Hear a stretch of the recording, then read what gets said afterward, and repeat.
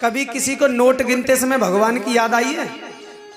मजाल है कि एक नोट इधर से उधर हो जाए, नहीं आई है ना। लेकिन एक बात बताऊं, परमात्मा का नाम जपो, चाहे झूठा ही ले लो, मन नहीं है फिर भी जपो। फिर आप कहोगे साहब कि जब अगर मन से नाम नहीं जपेंगे तो फल कैसे मिलेगा?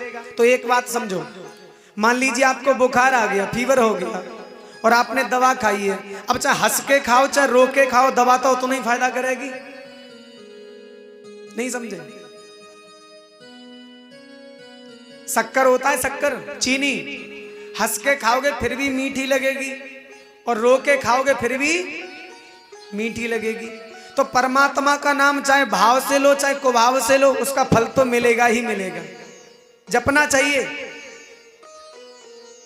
अच्छा, एक दृष्टांत मुझे याद आता है। देखिए, एक गांव में ऐसी कथा चल रही थी जैसे आपके यहाँ चल रही है, और एक बड़े ही अच्छे घर से धनाढ्य व्यक्ति थे, संपन्न व्यक्ति थे।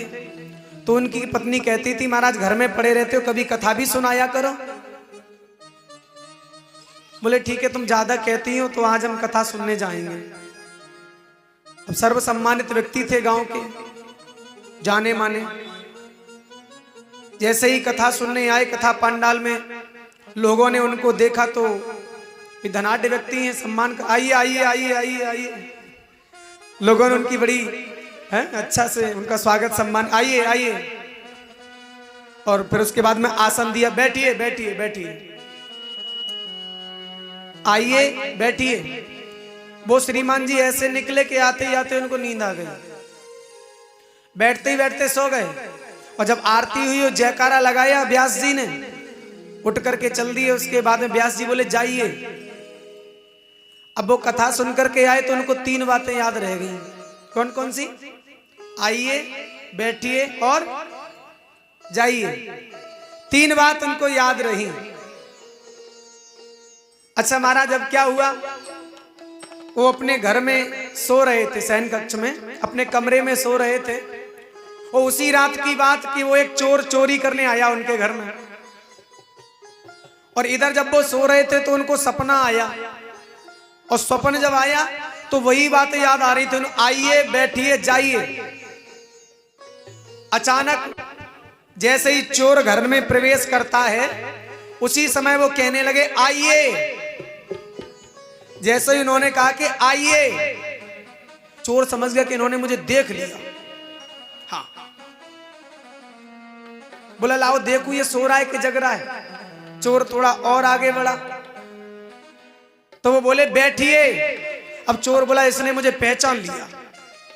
और जैसे ही चोर जाने को हुआ, उल्टे पांव निकलने को हुआ, तो बोला ठीक है जाइए। वो तो कथा की बातें याद कर रहे थे, आइए, बैठिए, जाइए। और चोर ने सोचा कि मुझसे कह रहे हैं, इन्होंने मुझे पहचान लिया, अब ये सुबह कह देंगे, सबसे कह देंगे और मेरी जेल हो जाएगी। अब वो आया और आकर के महाराज उनके चरणों में गिर गया। बोले देखो आप किसी से कहना मत, मैं आपके यहाँ चोरी करने आया था। वो श्रीमान जी उठे नींद से, बोले कौन है भाई तू? बोले देखो आपने मुझे पहचान लिया, सब किसी से कहना मत, मैं चोर हूं, आपके यहाँ चोरी करने आया था। उन्होंने दिमाग लगाया, वारे भगवान, हम तो सपना देख रहे थे जो कथा सुनने गए थे, हम तो वो बातें कह रहे थे आइए बैठिए, आइए बैठिए जाइए। उनके मन में एक विचार आया। बोले जब हमने बेमन, जब झूठी भगवान की कथा सुनी, तो झूठी कथा सुनने से हमारे घर में चोरी होने से बच गई, और हम भगवान की सच्ची कथा सुनेंगे तो हमारे हृदय में जो चोर बैठे हैं, काम क्रोध मोह लोभ अहंकार, ये सारे चोर भाग जाएंगे। इसलिए भगवान की कथा सुननी चाहिए, परमात्मा का नाम लेना चाहिए, चाहे झूठा ही सही, है ना। आपने सुना होगा पहले गांव से बारात जाती थी तो कुछ लोग रह जाते थे घर की रखवाली करने के लिए, कहीं चोर ना आ जाए। पहले चोरी भी बहुत हुआ करती थी, है ना। व्यक्ति घर की रखवाली करने के लिए रह गया, रात्रि का समय था, जब उसी वक्त चोर आ गए। चोर जब आए तो चोरों ने कंकड़ फेंका घर में, लाओ देखें तो सही कितने लोग हैं, मालूम तो पड़े। और वो व्यक्ति भी बड़ा चालाक था जो घर पे रह गया था। कंकड़ जैसे ही गिरा वो समझ गया कि चोर आ गए, अब क्या करना चाहिए।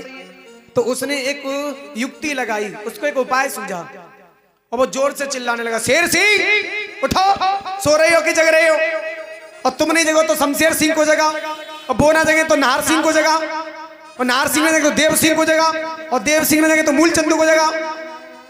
एक सांस में 5-6 नाम ले डाले उसने। चोर समझ गए कि ये अकेला नहीं है, बहुत है इसका मतलब। तो क्या हुआ, चोरी होने से बच गई। अरे झूठे ही तो नाम लिए थे, सच तो नहीं लिए थे, लेकिन चोरी होने से बच गई। इसलिए भगवान का नाम लीजिए, चाहे झूठा ही सही।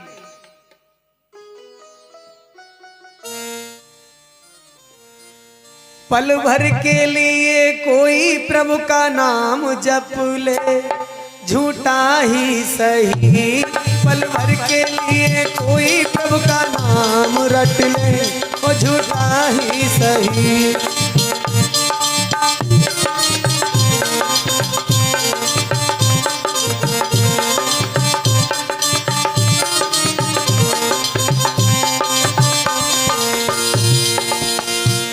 पल भर के लिए कोई हरि का नाम रट ले, वो झूठा ही सही। पल भर के लिए कोई प्रभु का नाम जप ले, झूठा ही सही।